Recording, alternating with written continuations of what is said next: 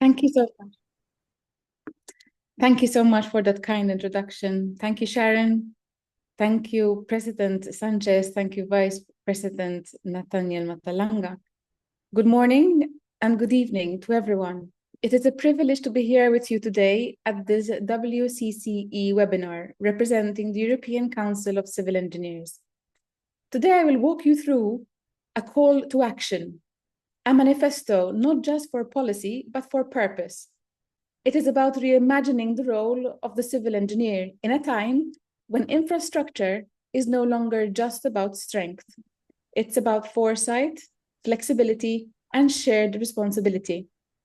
And quietly but significantly, today also marks a special reflection point. As International Women in Engineering Day, it reminds us that resilience, like innovation, requires inclusive leadership, diverse roles, and new thinking. So let's begin with the foundation, who we are and why ECHE believes the time for this manifesto is now. ECHE was established in 1985 with a vision that the profession of civil engineering should be an unifying force for good across Europe. Today, we work with 24 member associations across the continent, bringing together thousands of civil engineers to advance not only technical standards, but ethical ones. Our mission? To promote the built environment that is sustainable, safe, and resilient, while safeguarding the natural world that supports it. At ECHE, we believe civil engineers don't just respond to change, but they shape it. Let's now look at the global conditions demanding that leadership. In 2021 and 2023, the IPCC made it abundantly clear that climate change is no longer a future threat. It is a present crisis. The scale and pace of disruption are accelerating. From extreme rainfall to heat waves and sea level rise, no regime or region is immune. And the infrastructure we've inherited, built for stability, is cracking under pressure. UN General Secretary Antonio Guterres called it code red for humanity. As civil engineers, we must treat it as a call to recalibrate. Our profession stands as a crossroad between tradition and transformation. Which brings us to the next question. What do we need to change? The cause of this crisis are systematic: greenhouse emissions, land use change, unequal development, and so on. But the solutions can be structural, literally. As civil engineers, we must design for adaptability, prioritize flexibility over rigidity, and center nature-based solutions alongside technical ones. It is no longer about building to code. It is about building for unknown futures. Infrastructure must not endure climate shocks. It must evolve with them. And so ECHE has laid out a strategic plan. And let's take a closer look. The ECHE Manifesto aligns with broader EU objectives, such as reducing emissions by 43% by 2030 and supporting vulnerable nations. But we go further, outlining the civil engineer's unique role in making these goals actionable. ECHE's strategic plan from 2023 to 2030 calls for bold leadership, civil engineers as innovators, collaborators, and agents of transition. And it's from this foundation that our manifesto takes shape. The EU climate agenda provides a policy framework: emission reductions, climate finance, carbon markets. But ECHE's manifesto aims to operationalize that framework on the ground. It transforms vision into action by guiding how infrastructure is planned, funded, built, and maintained across Europe. Our 2023 to 2030 strategic plan outlines how engineers can take this lead, working not just on projects, but on purpose, because every structure we design, every street we pave, is an opportunity to embed resilience. But now, how can we translate this into real design principles? Let us now consider the critical question: how do we move from vision to implementation? This section introduces the core pillars of the manifesto framework that are not aspirational statements, but defined commitments. They outline the transition from climate pledges to measurable outcomes, from conventional static infrastructure to adaptive, future-oriented systems, and from reactive risk mitigation to proactive resilience planning. Up to this point, we examined the global context, the climate crisis, evolving policy goals, and ECHE's strategic positioning. Now, we enter the core of the manifesto itself. What does it mean in practical terms to build a resilient future? What principles must we embed into professional practice? And how we translate long-term strategy into actionable design and engineering decisions? This manifesto presents a clear call for transformation, moving beyond what was once considered good enough toward what is now considered fundamentally necessary. It calls for climate adaptation to be fully integrated across the entire project lifecycle, from early planning through design and procurement into construction, operation and maintenance, and ultimately decommissioning. While we acknowledge that resilience must respond to local conditions, be they climatic, political, or cultural, it is also a collective endeavor. Resilience must be shared across borders, across disciplines, and across generations. To guide this transformation, the manifesto is structured around 7 interrelated themes. The first of these, and the foundation of all the rest, is collaboration and knowledge exchange. At its core, this manifesto shifts the urgency from promises to practice, from reactive measures to proactive systems. It defines what a civil engineer's role in the area of climate destruction should be, not simply as a builder, but as a steward of long-term resilience. So, with the urgency of climate change in mind, resilience can no longer be treated as a specialist topic. It must be embedded in every division, every project phase, and every level of our professional system. To guide this, the ECHE Manifesto is structured about these 7 themes, as I've said, these representing a distinct but interconnecting area of action. They are fostering collaboration and knowledge exchange, enhancing climate resilience and infrastructure design, championing sustainable financial investment, strengthening carbon accounting and transparency, promoting social equity and community engagement, education and capacity building, and changing the codes. These themes do not operate in isolation. Each supports the others. Together, they provide a coherent roadmap for civil engineers to lead in adapting our built environment to challenges of the 21st century. We begin, fittingly, with the theme of collaboration and knowledge exchange. This is where resilience becomes physical. We must design infrastructure not as artifacts, but as living systems capable of adaptation. The key shifts include integrating future climate projection into design assumptions, revising standards to consider extreme weather, sea level rise, and heat waves, embedding modularity so that parts can be upgraded without total rebuild, prioritizing nature-based solutions that also support biodiversity and public health. This forward-looking design and where innovation meets responsibility. Let's take a deeper look on how infrastructure design needs to evolve. This visual explains the evolution we must undertake. From current infrastructure based on outdated norms, which cannot cope with extremes, we should move to near-term adaptation, which introduces flexibility, often as a retrofit. Future-proofing integrates smart systems, renewable energy, and regenerative materials. We must adopt a mindset of continuous improvement, not a one-off upgrade. And that takes more than design. It takes funding. Resilient design, therefore, is only possible if it's bankable. That is why we need stronger climate finance instruments. clear return on investment models for long-term resilience, green bonds, blended public and private funding, and regularity support to shift capital towards sustainable infrastructure. We must speak the language of investors and show them that climate risk is also a financial risk. But let us now look at how we can build a case for investment. This pathway begins with a clear value communication.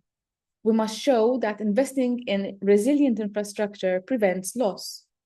It supports communities and creates long-term cost savings. We need to quantify the benefits, reduced flood damage, energy savings, health impacts. To do that, we need to turn to data. And one of the data that we should be looking at is carbon data. Civil engineers must become literate in carbon metrics. This means measuring emissions across the entire life cycle of infrastructure, using this data to transform, design, procure, and have material selection, reporting in standardized ways to enable accountability and progress. It is not enough to say a building is green. We must prove it quantitatively. And let us now look how carbon flows through a project. We see here the carbon journey: material extraction, manufacturing, construction, operation, and finally decommissioning. At each step, there are opportunities to reduce emissions through design choices, material substitutions, or operational strategies. This approach transforms carbon from a constraint into a design driver. And therefore, let us now shift from data to dialogue. How can we collaborate at scale? Here we are looking at fostering collaboration and knowledge exchange. This is a continuation of our earlier theme. Collaboration is not optional, it is essential. We must enable engineers to connect, and this needs to be across borders, across disciplines, and across generations. It is about open source thinking, about collective intelligence. How can we bring all of this intelligence together and share it across all types of engineers in the built environment? ECHE envisages a profession where policymakers, academics, industry leaders, and civil society co-create infrastructure. They must not work in silos. They must work in synchrony, together. And who do we include in the process matters deeply. When we look at society and how it is made, we need to ensure that we have a collaborative approach, be it policymakers, industry, academia. We must all work together to be able to bring to life sustainable infrastructure. When we come to promote socially equitable infrastructure, we must also take into account that even in engineering, equity isn't a nice to have. It is a necessity for long-term resilience. Vulnerable communities are often hit the hardest by climate impacts. If we want our infrastructure to be truly resilient, we must be socially inclusive. This means that we must give a voice to the underrepresented groups in the planning process, design for accessibility and well-being, and recognizing that infrastructure must serve all people, especially in times of crisis. Designing for resilience is therefore designing for dignity. This visual puts together and reinforces the key themes. Social infrastructure projects must have at the center inclusive engineering. They must be safe for our communities and they must be accessible. This reminds us that these are not abstract principles. They are daily design decisions: a ramp, a shelter, a cooling corridor, a footbridge. Each of these can be an act of equity, if we choose to make it so. And to deliver this, we need to train the professionals differently. Education is where resilience starts. We must develop a climate-conscious workforce, one that understands the urgency, complexity, and opportunity of green transition. It includes embedding sustainability in university curricula, providing long-term learning platforms for practicing engineers, addressing ethical and social dimensions, not just technical ones. The civil engineer of tomorrow must be a systems thinker, a collaborator, a steward of planetary well-being, not just a number-crunching machine. But even with best training, we are still limited by our codes.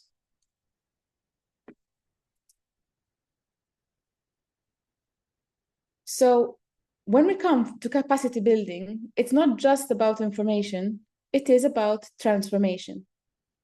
Whether it is digital literacy, climate risk training, or leadership development, we need engineers who are ready to lead, not just to follow.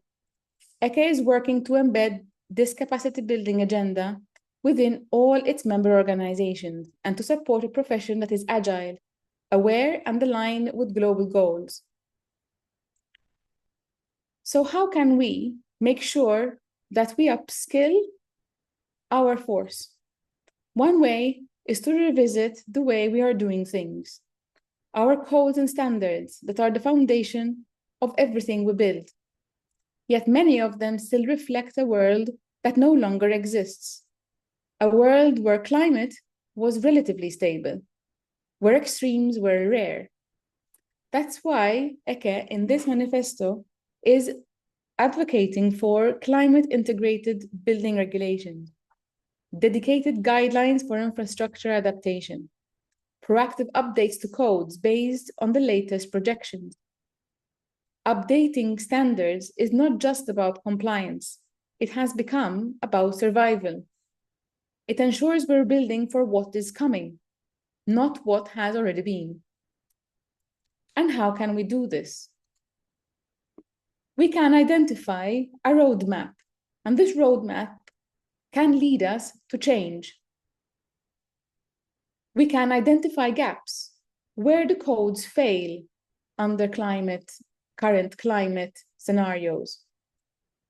We need to gather data, climate models, hazard maps, usage trends. We need to engage stakeholders, engineers, regulators, local communities, develop and test. We need to develop new guidelines and new prototypes, train, make sure that everyone can implement these standards. And finally, monitor and revise. Codes must evolve as science evolves. This is not a one-off fix. It is a living system. Our standards must live and grow with us.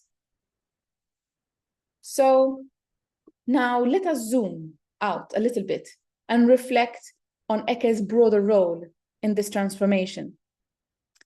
At ECHE, we see this role not as a checklist, but as a mandate. We are committed to decarbonizing infrastructure, championing adaptive, long-life design, advocating for codes and curricula that reflect the realities of our time. By doing so, we do not only prepare Europe for the future, we also help shape the future itself.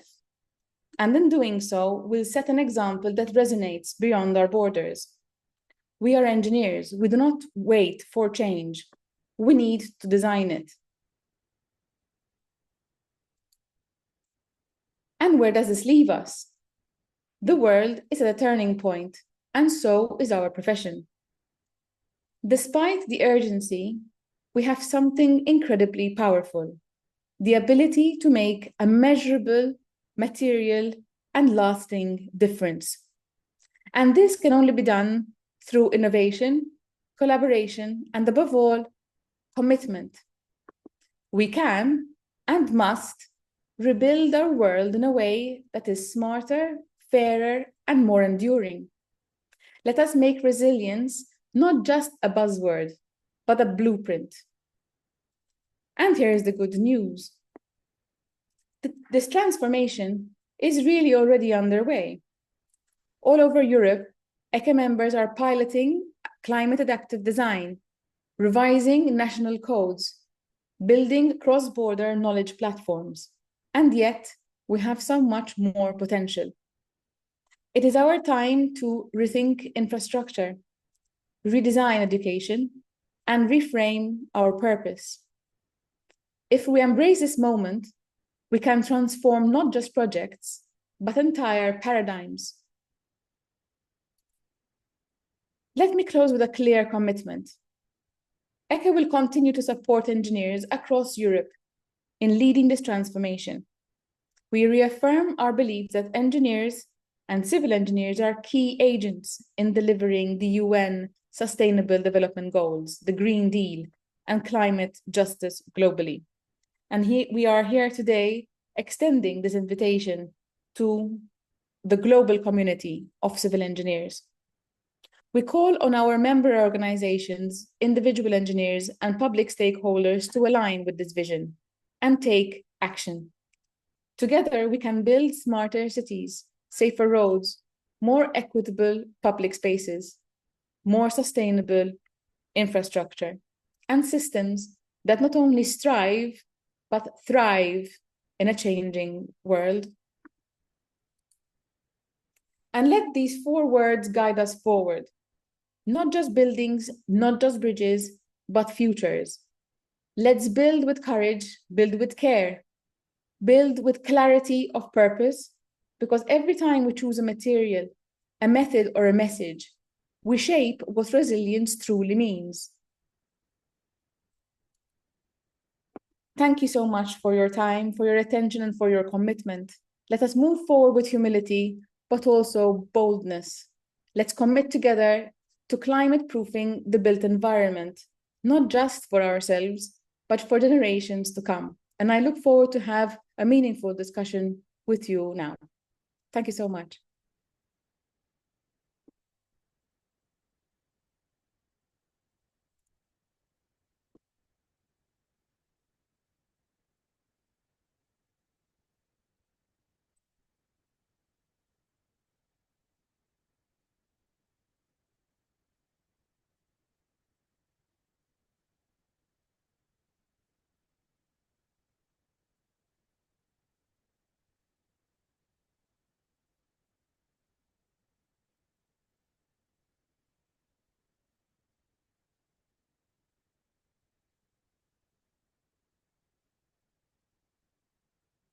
Apologies, I'm trying to understand. Hello? If you can write your questions in the Yes, please. QR question. Yes. We have one question. Good morning, evening. I apologize. I have joined late. Would it be possible to have the presentations afterwards? Most definitely. I can do one thing better than just the presentation. I can actually give you the manifesto itself. I will send this to the Secretariat of the WCCE, and you can have all of the details of whatever we have presented today. Thank you. I wonder perhaps if I may ask some feedback from people who are joining us online today. I appreciate that the presentation that we had today is very European focused, obviously because this was developed by the European Council of Civil Engineers. I wonder whether there were any points that have resonated from the countries that you are joining us from, and in ways in which together we may be able to make a difference in how civil engineers operate.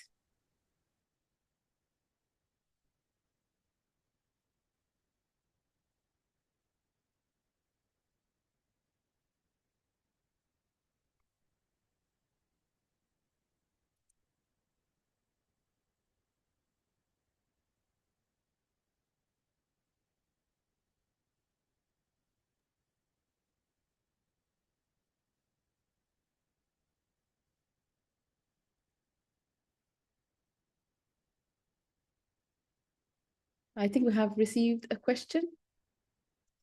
If there are no, with the risk of asking something that has been said, not a problem here. By how much is resilience aspect driving the costs up or down? I mean, as a percentage. Would you have this data? Unfortunately, I would not have the data that you are asking for, because most often than not, resilience is an inbuilt system. So it is, you cannot really classify as in, 5% goes to that and 10% goes to the other. So no, I don't believe that there is data at the moment that will be able to give us a percentage. However, I am aware that there has been a lot of research being done recently, which may already be tracking this increase. I presume that generally the increase would be on the higher side than the lower side. But again, I also believe that resilience is something that we can already do within the budgets that we have already.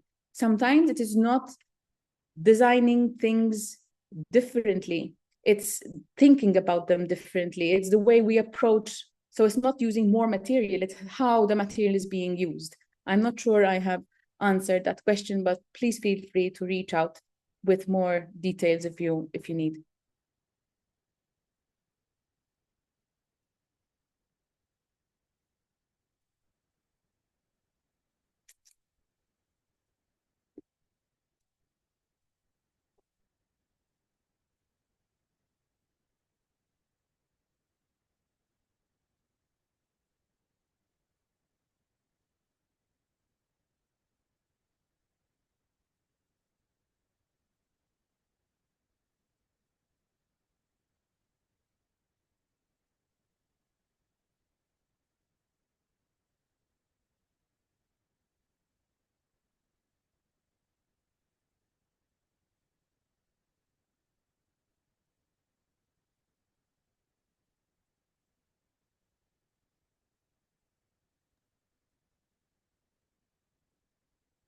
I believe I have a question from Mr. Afantus Mugo.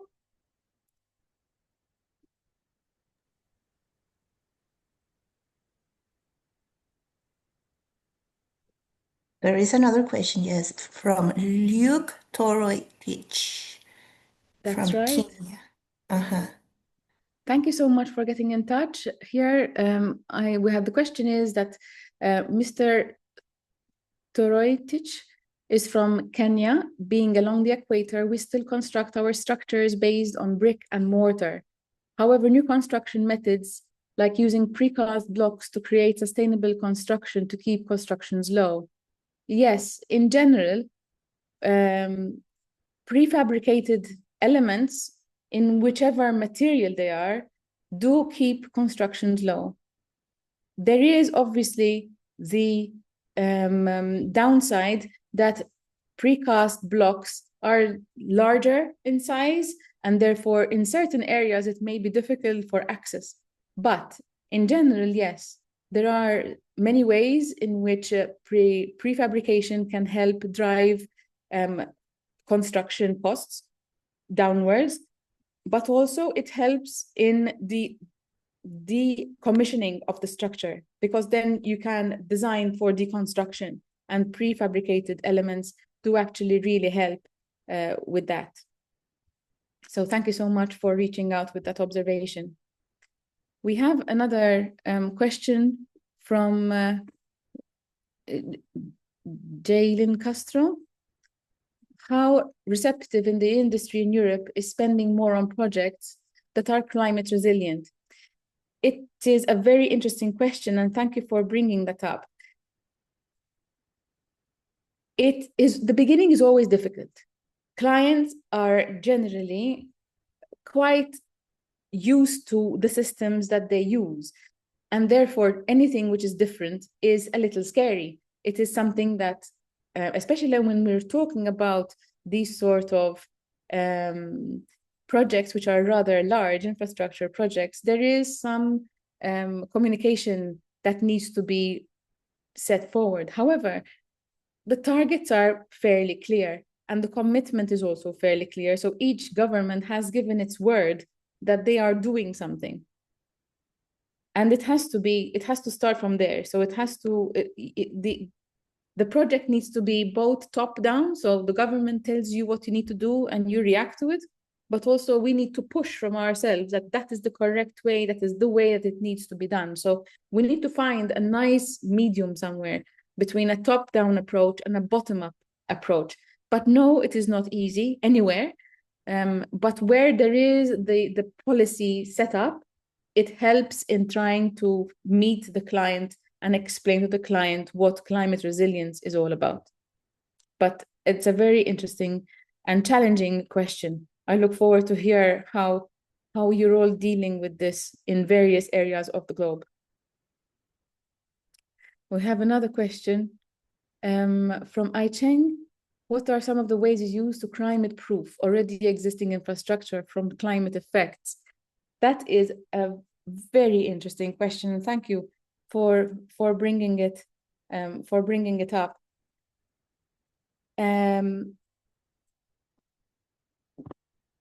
It is very difficult to have a magic wand. There is no silver bullet. There is no one thing that can be done to be able to make something more climate resilient. It depends on where you're talking geographically as well. Europe is one continent. It is a relatively small continent, but we still have extreme of temperatures. And the north is very cold and the south is very warm. So we all have very different issues. I was speaking to a colleague of mine recently, and they are worried about landslides and how they deal with ski slopes. This was a few months ago. We are all here in the south of Europe. We are dealing with extreme climate, very, very hot temperatures. So there is not one way to be able to climate-proof existing infrastructure. One of the things that I believe is important is to try and understand how your infrastructure is behaving in the climate it is in. Generally, gathering of the data in the place that you are in, understanding what the limitations are. Are there floods? Are there extreme cooling or thawing issues? Are there extreme heat changes? Are there typhoons? Are there any other natural disasters? In fact, one of the things that maybe if you reach out to me, I can extend some more information in the months to come is how to deal with natural disasters and infrastructure in natural disasters. So maybe that is something that we can touch on in a few months when we have a little bit more information about how to retrofit existing infrastructure for climate emergencies. But thank you so much for your question. Very, very pertinent. Thank you, Yuri, for your support.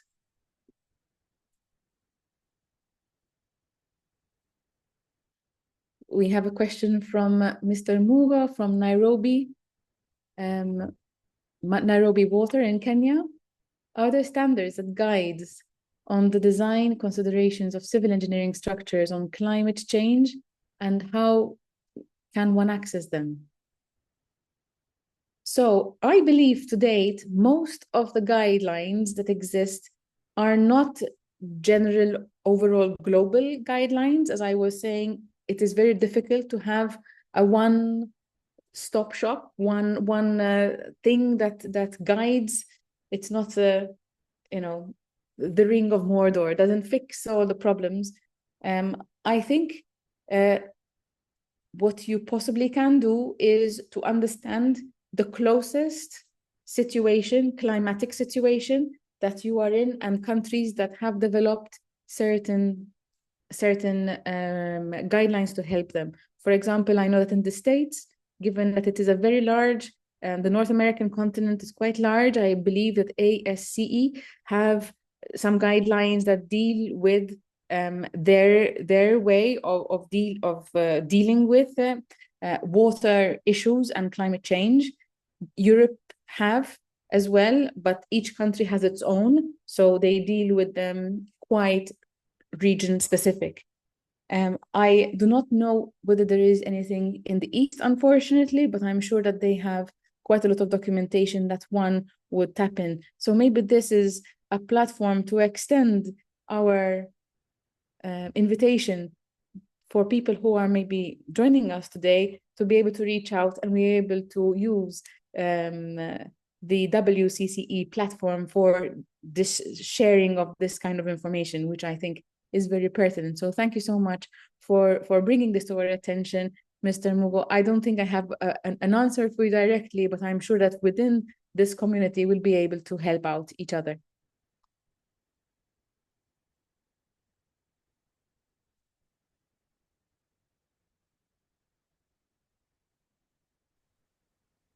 We will really appreciate if you please take a moment to fill out the feedback survey, which is already in the chat.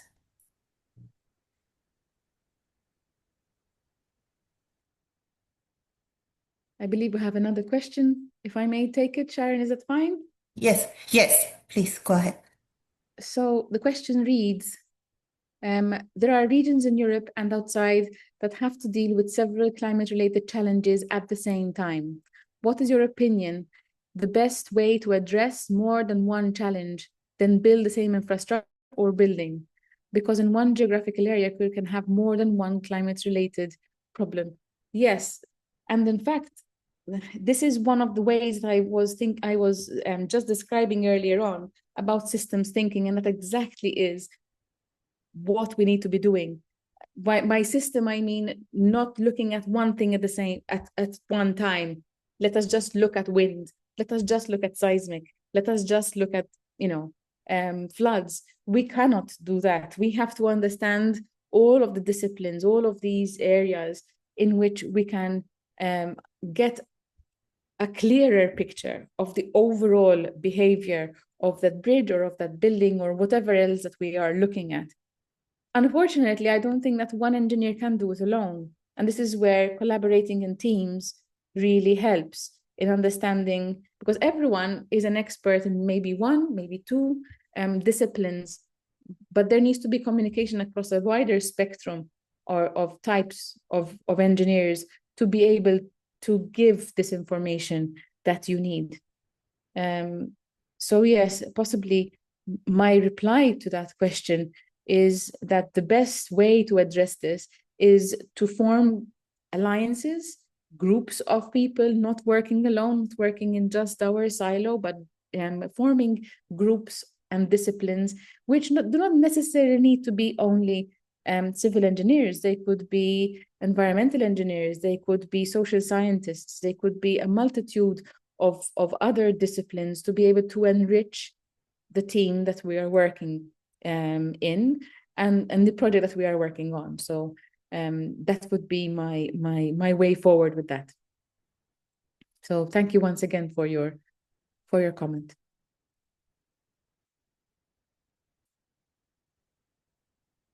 We have very interesting questions today. Thank you so much for bringing all of this information up. As you may appreciate, the manifesto has a lot of layers in it, and we would be here quite an extensive amount of time to be able to go in each and every one of the points that we've mentioned. So I'm happy that we've managed to pick up on some really important issues in the Q&A session.